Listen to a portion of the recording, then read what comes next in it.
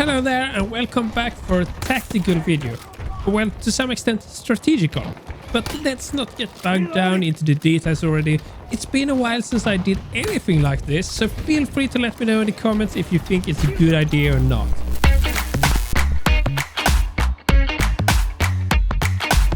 I split the video in different sections to reflect different stages. I still think it all makes more sense if you watch it all, but should you want to view a specific part, or maybe your other half decided to shut down the video in the middle, just jump to whatever part using the timeline below.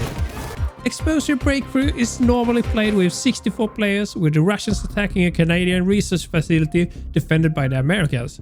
For whatever reasons, the peace-loving notepads felt obliged to partner up with both Russians and Americans, and effectively acting as mercenaries and fight each other with small light bulbs showing if they are good or bad. In the first sector, the Russians have 1 troop transport, 1 heavy vehicle and 2 light vehicles.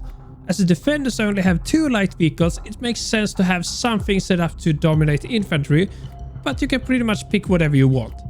When it comes to the transport though, the Super Hind is extremely powerful as a combined mobile battle station and spawn beacon for the entire team. Sure, some weirdos like Mavs, but the usage is very limited, especially in the second sector. As the Super Hind is the single most important variable for successful assault, I'm going to dive a little bit deeper into it. You need to understand that it's both a mobile battle station and a mobile spawn beacon. As such, you need to both position it so that its armament can be used efficiently clearing the objective, and your team needs to be able to spawn and jump onto the objective without too much travel time. What will decide how successful you can be is how aggressive you are and how well you use the cliffs to hide when recovering. Stay too passive and your team won't break through, as you are the main route for both flanking and killing.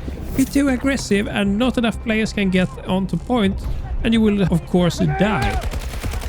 Apart from the Super Hind, there really isn't much to it. It's mostly a straight push onto point, as the left flank is wide open and fairly easy to defend, and the right flank is narrow and cumbersome. Should you get behind, the left flank is the best place to put spawn beacons, as the defenders need to move there while they spawn on the right flank. There is a tricky flank route available using the elevator, which allows you to sneak behind enemy lines and potentially get them in the back. The downside though is that it's a long isolated path, which makes you useless for a very long time. With all the spotting abilities in Battlefield, it's very likely that you get discovered before you reach your target, in which case you really lack cover. Since the first sector only contains 1 objective, it's fairly easy to defend, despite only having 2 light vehicles. If you have something to counter vehicles, it's super valuable for your team. When it comes to the Super Hind, it's of course a good feeling to take it down, but forcing it into hiding is very useful for your team as well. Since a lot of players spawn into the Hind, forcing it into hiding can remove a handful of players from the battle for a long time. The center path towards objective and any transport vehicles are the main threats for the defender. The left flank is fairly easy to defend, as it's narrow and cumbersome for the attacker. Also, the recently spawned often come that path, which further makes it easier. The right flank is fairly open and should be possible to defend fairly easily. However, if the Hind is coming up the cliff from behind, it can get nasty. Should you die, you might not get any chance to get back if you or your squaddies haven't put any spawn beacon down. The defending team should try to keep control over the forward position around the tower in the center. There should also be a few on the left flank that can both poke at enemies before they reach the tower, as well as shooting them from the side if they try to break through. There should also be a bunch of anti-vehicles on the right. Usually heavy and light vehicles try to break through onto the right flank, and it also provides good cover for snipers when trying to deal with the Super Hind. As the enemy can flank the long route using the elevator and get up the lines behind, you should have some awareness down that angle. From the lines, there is a short walk before you get into the first cover, so having half an hour there will allow you to easily kill them off. The final part to be aware of as a defender is that once the attackers start to establish a foothold around the radar station, you need to get onto the objective fast. It's unfortunately common to lose the first objective, even if lots of blues are around the area, but not on the actual objective. Once the first sector is taken, the attacker should rush to any of the 2 sectors down the cliff. Jump and get there fast. Surprisingly often defenders try to get a few extra frags or simply are stuck in the wrong position and don't realize it fast enough, and you might actually get away with a free objective. If defenders are in position, however, getting the left objective first is usually the way to go. The super hint can put a lot of pressure on the objective and dump lots of players on it. Remember to both act as a battle station and a spawn beacon. If too low, players can't jump straight to the objective. It's very common to see a lot of nade spamming in the corridors around both objectives, so starting now Irish boxes become really powerful. If the team can manage to both flank using the super hint and push straight on, the left objective should fall fairly quickly. Once taken, establish control over the area surrounding it all the way to the mountain opening on the other side, and then push towards the tunnel using both the main entrance, the stairs, and coming from behind. Again, the super hint can be really useful circling and dropping players at all three routes. Since defenders still only have infantry to depend on, it's really the attacker's party. Just be aware that defenders can drop in behind. If really annoying, they usually set up a number of spawn beacons either on top of the cliffs or down in the slope and keep coming back. Shooting players in the back is usually good for both stats and teams, so it makes sense. As soon as the first sector falls, all defenders should hustle back to both objectives in the second sector.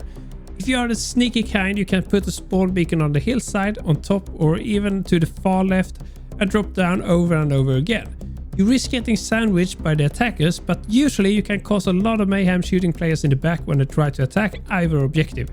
Since defenders usually spawn fairly close to the tunnel and the cover in the tunnel is fairly limited, and there are natural flank routes from the right objective to the tunnel and the sightlines for the super hint are blocked, it's usually the objective that you as a defender can regain. This of course means that the right objective is the most important to defend. To be able to do so, you probably need at least one Irish that can put boxes to defend the corridors, and you also need anti-vehicle equipment to keep the super hint away. Don't let it roam freely, keep it at bay. Ironically, the third sector is the sector where the attackers can gain a massive advantage easily, especially if you have a pilot with brain.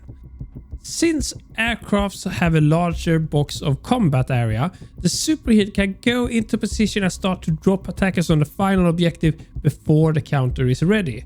Combine it with a long retreat for the defenders and you really do have a golden opportunity for a quick finish of the game. If in a prolonged fight, however, use the super hint to flank everywhere, push with the tank straight on and use light vehicles on the right flank. The space behind the objective is very limited, but the left flank is protected if you manage to take control of it, and the right flank usually doesn't get a lot of attention from the defenders even if it's open. Once next to the building, you can try to use the doors. For some reason a lot of players don't have the brains to take control of them. If they are locked, however, just use explosives to blow a hole in the wall, throw in more explosives to clear the room and then use the hose to get in. Job done. Two most important things as a defender of the third sector. First of all, as soon as the second sector is lost, redeploy and get into position. Don't run around trying to get the zip lines or an elevator. You will be exposed to enemy fire and it will take too long. Just swallow your dignity and redeploy. Be a tryhard for once. Second most important, take control of the bloody doors. Just click the panel, gain some XP and make it harder for the enemy to enter. If you have time, get out to your left flank and pull up the wall to make it harder to get in with ground vehicles. Once the fight has started, a forward hold is important to slow attackers down. There are covers which can be used, especially together with Irish boxes against grenades. Also try to maintain area control of the right flank. If you can combine it with long range defenders that both keep an eye for the left flank as well as any enemies dropping on top or behind from the super hint, you are set for a long defense. For the first time, defenders gain access to heavy vehicles. Should you choose the tank, you will get hammered by enemy heavy vehicles, infantry and the super hint. This will limit your movement and you are highly depending on friendly infantry to limit the number of attacks. Given the range of list rockets though, you are in for a rough ride. Should you on the other hand choose the mobile AA, you can at least keep the super hint away, but still face the same pressure from infantry. If you and your team can manage the super hint, you can take control of the right flank, where you can fire at enemies both on the way to and inside the building. This is very much depending on the situation, but it can really be a devastating position. Since Breakthrough was limited to 64 players, the maps were shrunk and the number of flank opportunities got very limited.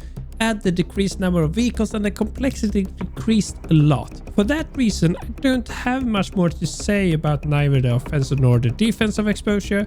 Normally the key to success for the attackers is a good usage of the super hint, and the key to success for the defenders is the quick redeploy after Sector 2 has been lost. If either of these fails, usually it ends up in a fairly quick game.